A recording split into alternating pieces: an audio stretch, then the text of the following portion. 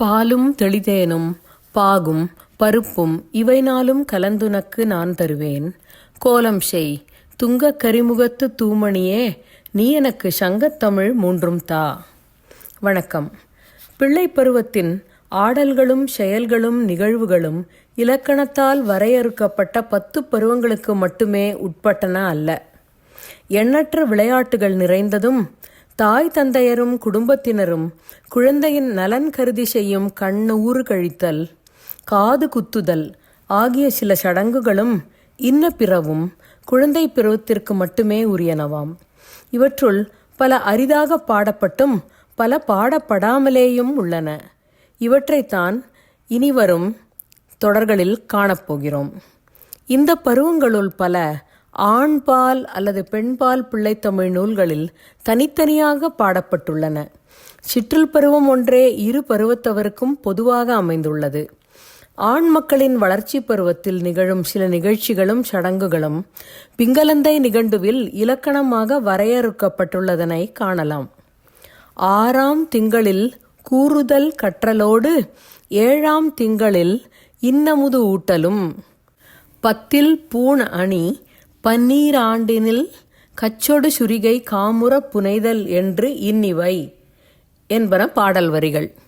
பிங்கள நிகண்டு குறிப்பிடும் இப்பருவங்கள் கதிர்காம பிள்ளைத்தமிழ் எனும் ஒரேயொரு பிள்ளைத்தமிழ் நூலில் மட்டுமே பாடப்பட்டுள்ளது வியப்பிற்குரியதாகும். சிவன் கருணாலய பாண்டிய புலவர் இயற்றிய இந்த நூல் இலங்கையில் உள்ள கதிர்காமம் என்னும் பதியில் உரையும் முருகப்பிரானை பற்றியதாகும்.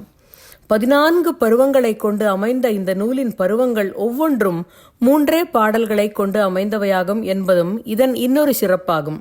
காப்பு, செங்கீரை, தாலாட்டு, சப்பாணி, முத்தம், வருகை, நிலா அழைத்தல், சிறுபறை முழக்கல், சிற்றில் சிதைத்தல், சிறுதேர் உருட்டல் ஆகிய 10 பருவங்களுடன் மொழி பயிலல், உணவூட்டல், பூணணிதல், உடைவாள் செறித்தல் ஆகிய 4 பருவங்களும் சேர்ந்து மொத்தம் 14 பருவங்களால் அழகாக பாடப்பட்டுள்ளது இப்பிள்ளைத்தமிழ். மொழி பயிலல் பருவமானது இந்த பிள்ளைத்தமிழில் செங்கீரை பருவத்திற்கு அடுத்து அமைக்கப்பட்டுள்ளது.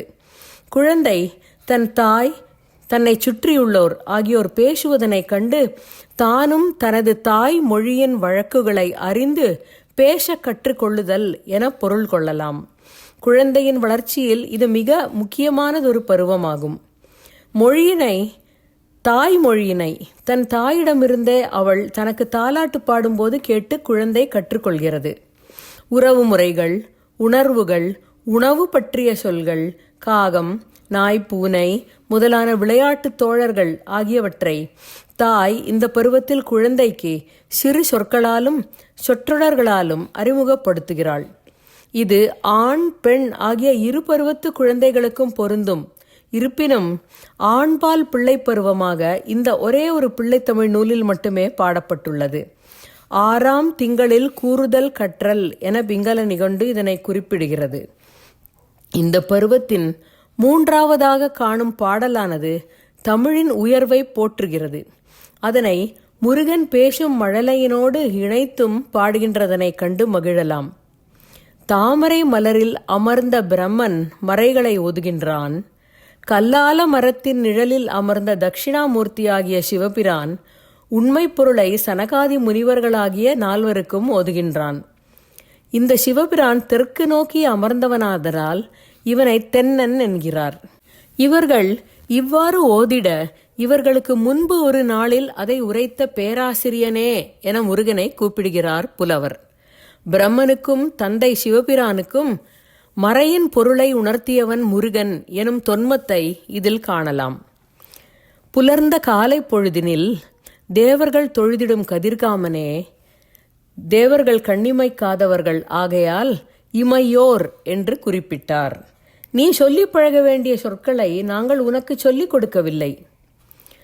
அதாவது காலையில் துயிலெழுந்து படித்தால் கற்றால் அது உள்ளத்தில் பசுமரத்தாணி போல பதியும் என்பது ஆன்றோர் வாக்கு. அதனையே இங்கு புலவர் கூறுகிறார். நீ கூறி நாங்கள் கேட்டு இன்புற வேண்டிய சொற்களை கேட்க காத்து கொண்டிருக்கிறோம் முருகா, ஊமை பிள்ளையே என முருகனை விழிக்கிறார். இதுவும் ஒரு தொன்மத்தை அடிப்படையாக கொண்டது. உப்பூரி குடிகிழான் மகன் உருத்ர சன்மன் எனும் ஊமை பிள்ளையாகி முருகன் வந்ததனை குறிப்பிடுகிறார் இங்கு. ஊமை பிள்ளையே, உலகில் மற்ற உயிர்கள் மெய்ப்புலகம் அடையுமாறு உரலினிடை கட்டப்பட்டவனாகிய கண்ணன் ஊதும் குழலிசையும் யாழிசையும் கசந்து போகவும் உலர்ந்த மரங்களும் உயிருள்ளவை போன்று குழைந்திடவும் நீ மொழி பேச வேண்டும் அப்பா. நாவுக்கரசரான அப்பர் பெருமானை நீ ஆளுடை பிள்ளையான சம்பந்தனாகி அப்பா என அழைத்தது எவ்வாறு? தம்மை அணுகிய பேயம்மை ஆகிய காரைக்காலம்மையாரை உன் தந்தை சிவபிரான் அம்மையே என அழைத்தது எங்கனம் என்று விளக்கி அருளுவாயாக அப்பா என்று வேண்டுகிறார். மலரவன் நான் மறையோத கல்லான் மர நிழலமர்த்தென்னன் வாய்மையை நால்வர்க்கு ஓத உரைக்கும் மண் பேராசிரிய புலரியின் நிமையோர் தொழு கதிர்காமா புலரியின் நிமையோர் தொழு கதிர்காமா புகழுரை நேர்குறையே பொலிசுவை ஒழுகுதல் பருகிய கேட்பேம் புகழ் உமை பிள்ளாய் உலகினில்லேனைய உயிர்மெய் உயிர்ப்ப உரலிடையா புண்டோன் ஊதும் குழலிசை யாழிசை கைப்ப உலர்மரமு குழைய வளரன சென்னா வரசை அழைத்தாய் தென்கணமருளே ஆண் பேயார்த்தமை நுந்தையழைத்தான் தெங்கனம் அருளேயே வளரன சென்னா வரசை அழைத்தாய் தெங்கனமருளே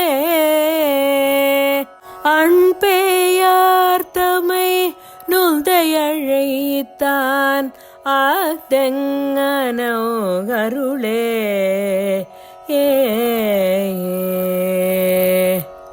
மொழி பயில கற்ற சிறுமுருகன் அம்மா அப்பா என பெற்றோரை அழைப்பதனை பலவிதமான உவமைகளால் பாடல்களிலும் விளக்கியுள்ள நயம் போற்றத்தக்கது. மொழியில் அமையும் உரையாடல்களுக்கு தொடர்புடைய கருத்துக்களையும் தொன்மங்களையும் கூறியுள்ளமையும் அழகாக அமைந்து சிந்தையை கொள்ளை கொள்ளுகின்றது. உங்களிடம் விடை பெறுவது மீனாட்சி பாலகணேஷ், திருச்சிற்றம்பலம். நமஸ்காரம். We are starting a new series on Pillai Tamil stages, wherein some of the childhood stages are rarely sung, but these are mentioned in Pingala Nigandu as childhood stages which can be sung.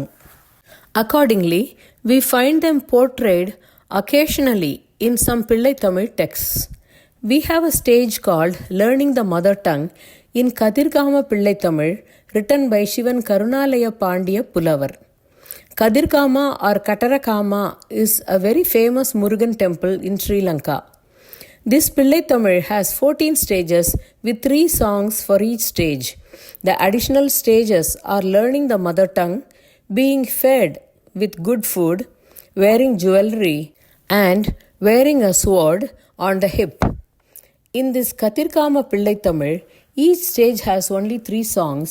We will look at one poem in this stage of learning mother tongue. When Murugan calls his parents Amma and Appa, it is sweeter than the flute played by Krishna, and the dried trees come to life on hearing Murugan's words. The poet wants to know how Sambandar called Appar Peruman as father, and how Shiva called Karaikalammayar as his mother. Let us enjoy this song and its meaning. This was brought to you by Meenakshi Balganesh. Thanks for listening.